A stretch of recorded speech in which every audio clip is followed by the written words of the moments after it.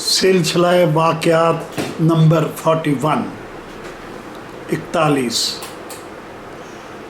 मैं आपको तुर्क फराडियों का हाल सुना रहा था और बता रहा था कि मैं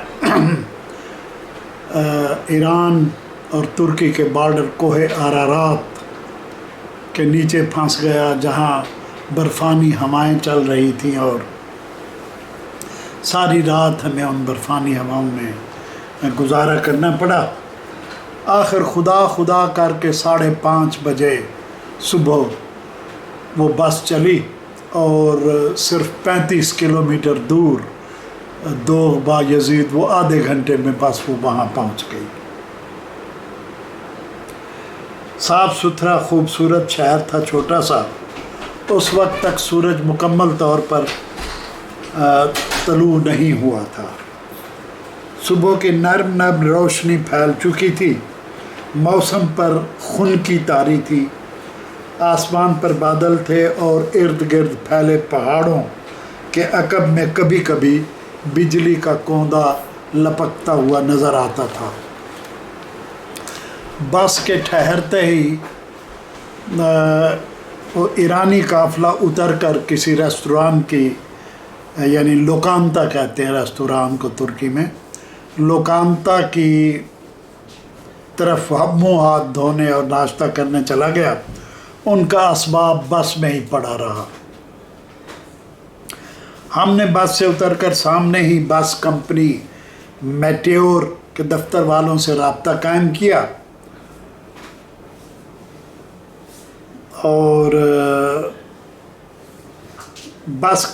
उनसे रब्ता कायम किया कि बस के लगेज बॉक्स से हमारा सामान निकाल दें। तो उन्होंने 2 लाख लीरा किराया तलब किया। मैंने उन्हें बताया कि किराया मैं पहले ही आपके अमले को दे चुका हूँ, मगर वो इनकारी रहे, क्योंकि जिस शख्स ने हमसे किराया लिया था उसको उन्होंने इशारा किया और वो वहाँ से गायब हो गया उनके दफ्तर से। उन्होंने उस शख्स को अपना आदमी तस्लीम करने से इनकार कर दिया जिसने रात को मुझसे 2 लाख लीरा किराया वसूल किया था।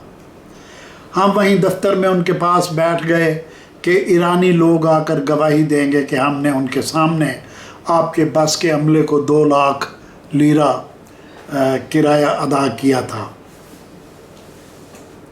उन्होंने ख़ुद तो नाश्ता किया, हमें भी 2 बार चाय पिलाई। तकरीबन आधे घंटे बाद ईरानी ग्रुप वापस आ गया। उनमें से 2 लोगों ने गवाही दी कि हमने वाकई 2 लाख लीरे उनके किसी आदमी को दिए थे, मगर वो ना माने।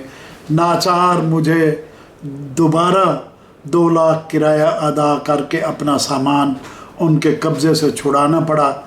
इस तरह हम 4 लाख लीरे अदा करके तुर्क सरहद से 2 बायजीद सिर्फ 35 किलोमीटर के फासले पर पहुँचे, जो लगभग पाकिस्तान के 1000 रुपये के बराबर था उस वक्त। अगर आज का हिसाब लगाएंगे तो ये रकम 10,000 से भी ऊपर जा बनेगी।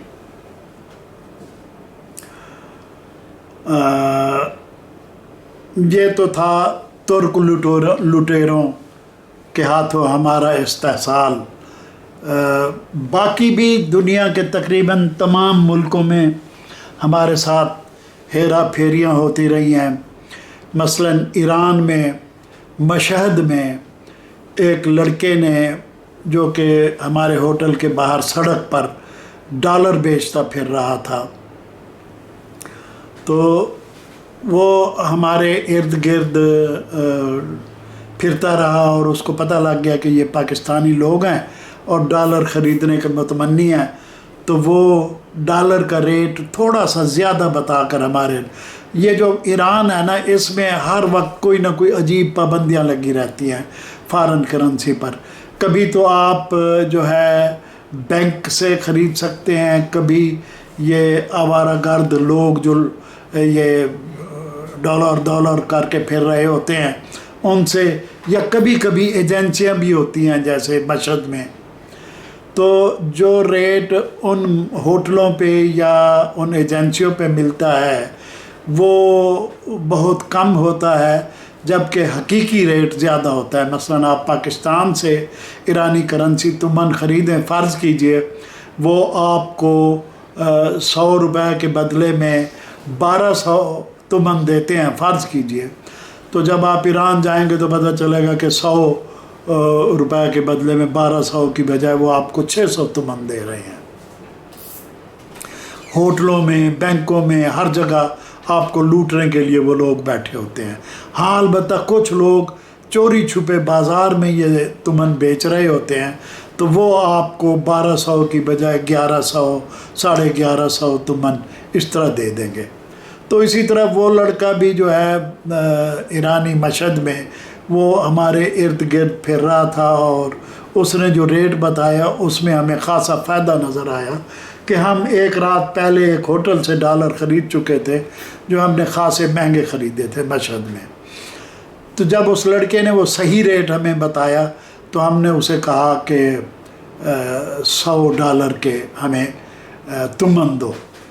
اچھا، اس میں یہ بھی ہوتا ہے کہ اگر ڈالر آپ کے پاس پرانے ہیں تو وہ ریٹ کم بتاتے ہیں، اگر ڈالر ذرا سا موڑا ہوا ہو یا اس پر کوئی پینسل کا نشان ہو یا پین کا نشان ہو تو وہ ڈالر وہ لیتے ہی نہیں ہیں باہر والے۔